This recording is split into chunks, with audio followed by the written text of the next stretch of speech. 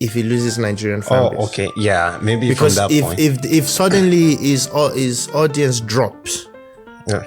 abroad, which can happen very easily and very quickly, there is a fan base that will always connect with him. Do you think someone who cares would act like this? If you care, I think you would definitely act differently. So for me, I'm seeing someone who doesn't really like give a just like.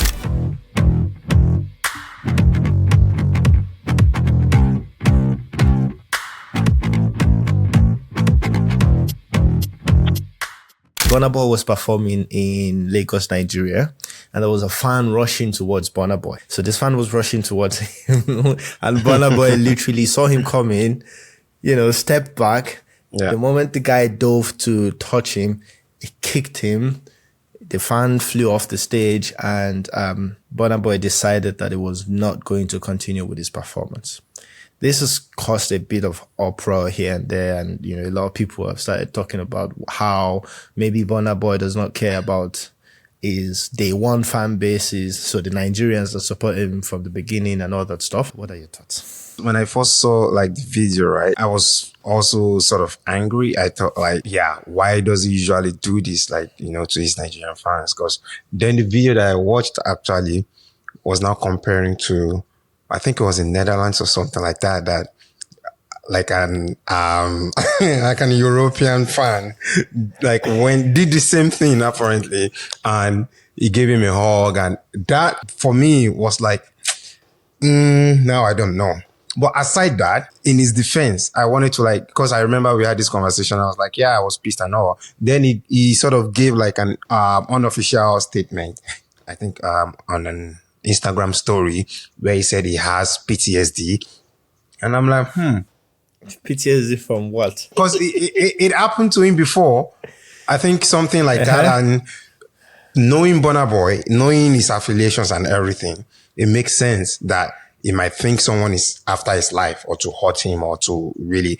And when you think about it from that angle, I felt like, okay, I see a different reason now, but it still doesn't then really add up when you're not comparing it to when you're doing it in Nigeria. Do you think they just want to hurt you in Nigeria, and which will still be the case if he's still feeling like someone is gunning for him, right? It will most likely probably be a local incident if it's to happen. I don't know how to think or what to make out of this whole situation when he said, yeah, I do have PTSD and it's real, and yeah, I was quite trapped. And I saw a part where he looked super shocked. He looked super, and from his angle, you can really feel you don't know. It's the same reason why people like footballers, for example, anyone trying to move them, coming to the pitch, all these field invasions and all, you really can tell people's intentions. And that's why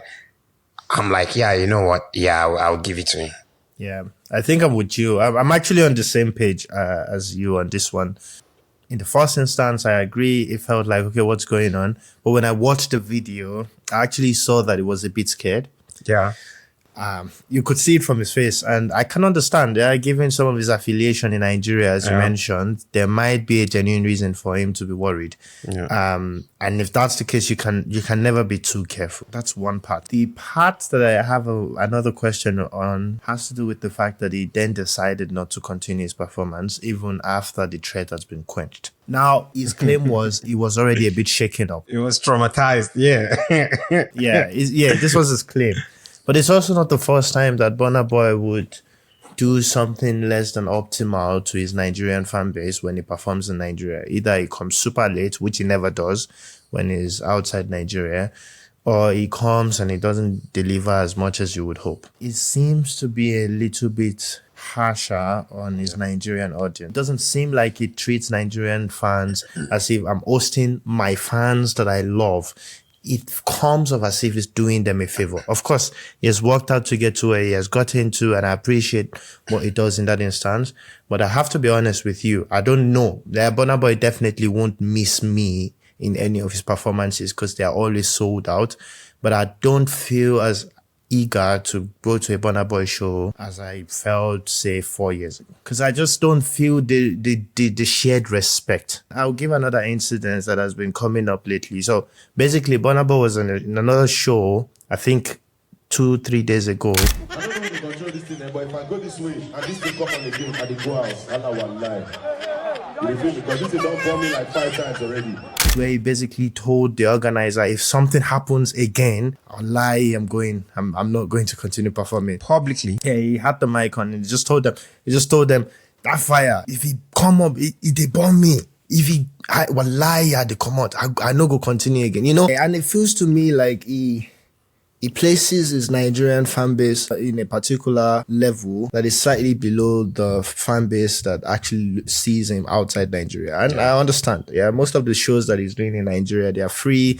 There's no money involved. But I guess because it's free, the fact that he does that also means that he knows that they are somehow important to his career as well. Yeah. But I just don't feel like there's that shared respect. The interesting thing is that most of the people watching him abroad as well, it's a bunch of Nigerians. A lot of, like, when you go to a Burna Boy show, of course you find people from every country in the world, but it's also still majorly Nigerians, you know? It's the same with what you see when Speed Darlington said something about Burna Boy threw him in jail. And now Cubana Chief Priest and Burna Boy, they're going back and forth on Instagram. Yeah. You know, it's that separation on how they deal with people. Yeah. You said something about he's doing the shows because he still feels like this somehow adds to his repertoire or something. Like, I don't think he sees it. I think that's the major difference. It doesn't feel like that. I don't mean that it adds to his repertoire. I mean that he sees his Nigerian fan base as still important. So,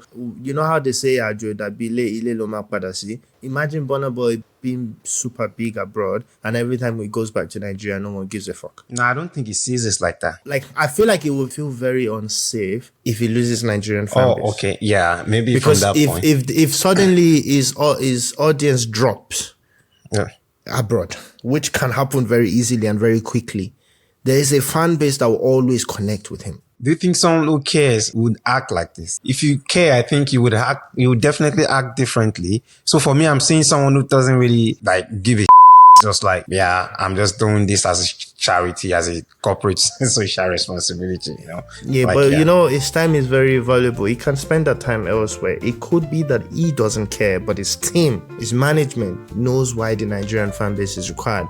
And they tell him, you have to do that. But he's not happy to do it anyway, so he does anyhow. And knowing the Nigerian fan base, they won't leave him. Yeah, everything that has happened now, I'm pretty sure when he goes back again next year, it will still shut down anyway.